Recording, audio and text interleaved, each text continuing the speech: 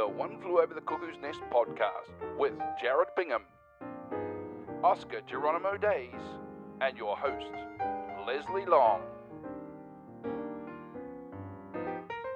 Okay, welcome everyone back to episode 3 of our podcast session for One Flew Over the Cuckoo's Nest for Centre Stage Wollaston. I've got with me today Oscar and Jared, who play... Oscar? Hi. What part do you play? Hello, my name's Oscar Geronimo Days. I play Chief Bromden in the play. And Jared? I'm Jared Bingham, and I am playing R.P. McMurphy.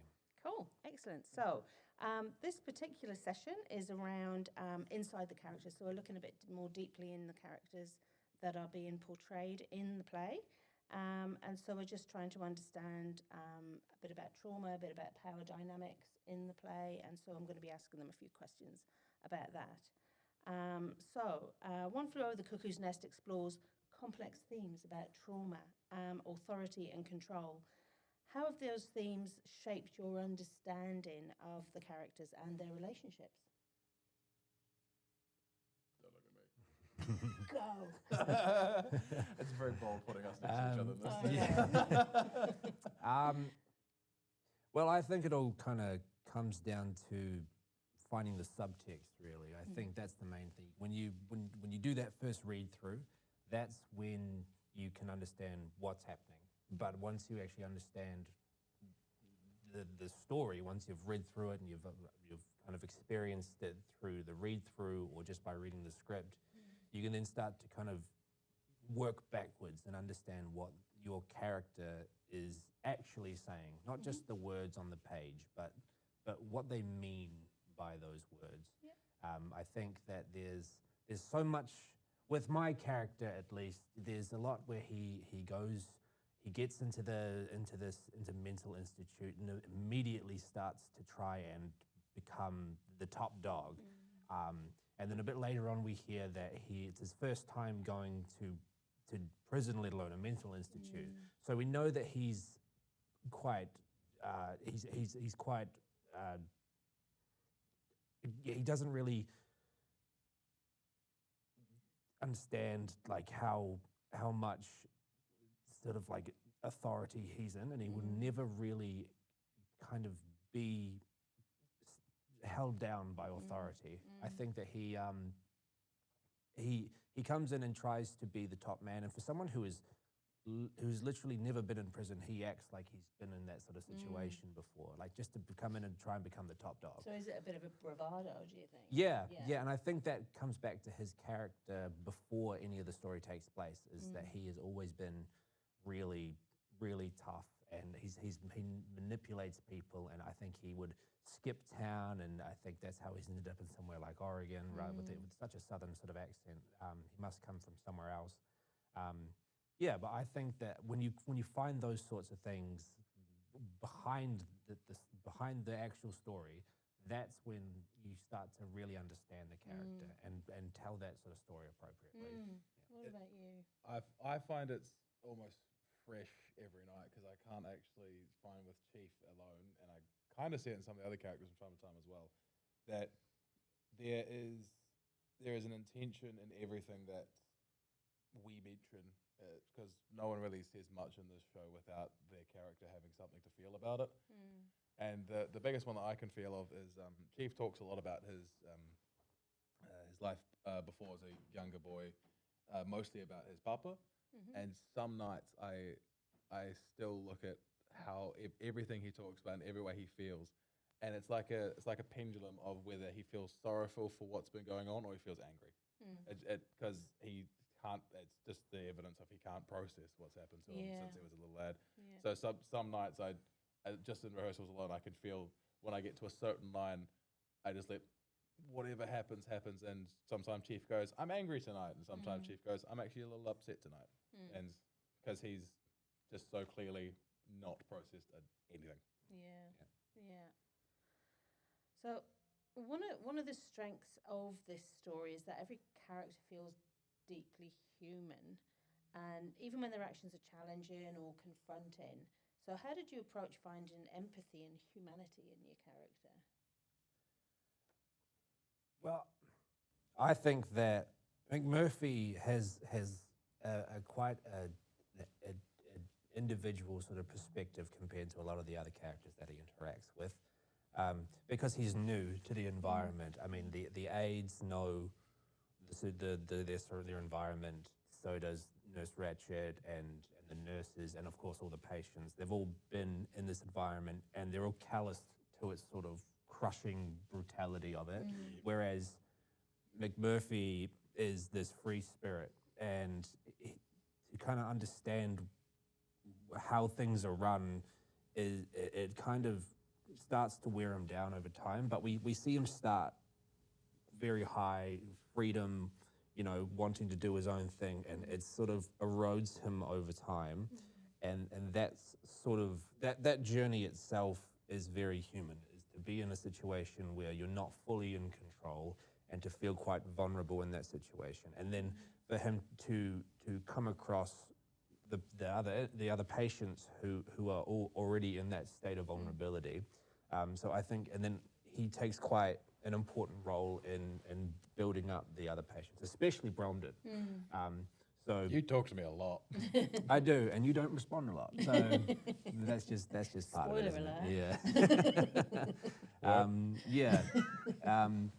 Yeah. No, but I think that there's something deeply human about just a want of understanding that Murphy tries not to acknowledge, but over the course of the play, he has like forced to acknowledge it.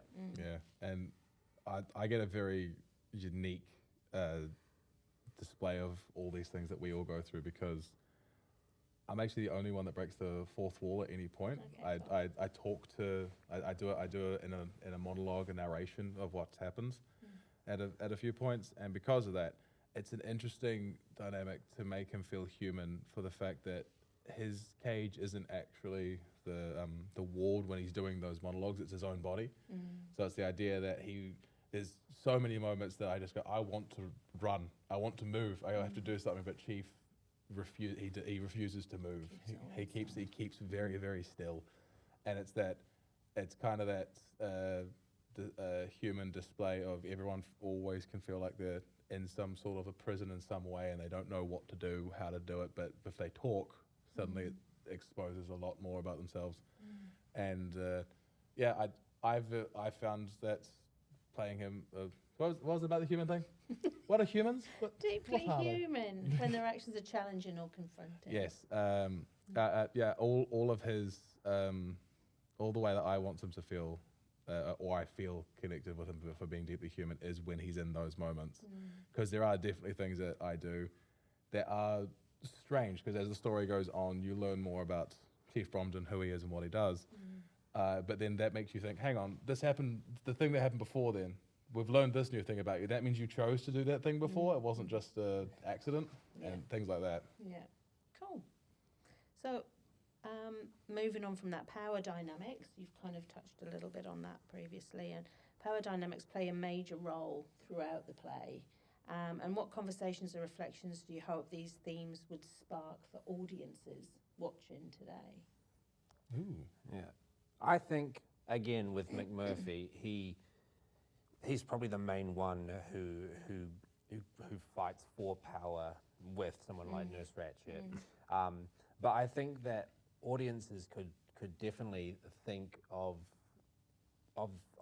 their sort of struggle as something that could be very sort of, could resonate with their own lives. I think because McMurphy comes into this place which is just the status quo, and he comes and disrupts it, and he makes waves, and sometimes people just kind of feel like they're the patients against the Ratched. So sometimes there's people who are going to go against the grain, and those people can be a source of inspiration when things aren't going right or you feel helpless. There's always places where you can go, or people who you can look up to who can help you change the way things are, and nothing has to be permanent. And I think McMurphy shows that incredibly well. Cool. I say get a bowl of popcorn and follow the Southern boy. Excellent. Good answer. Okay. Last questions. So audiences often connect personally with stories in unexpected ways. Are there particular moments, emotions, or relationships in the production that you think people may strongly relate to in their own lives?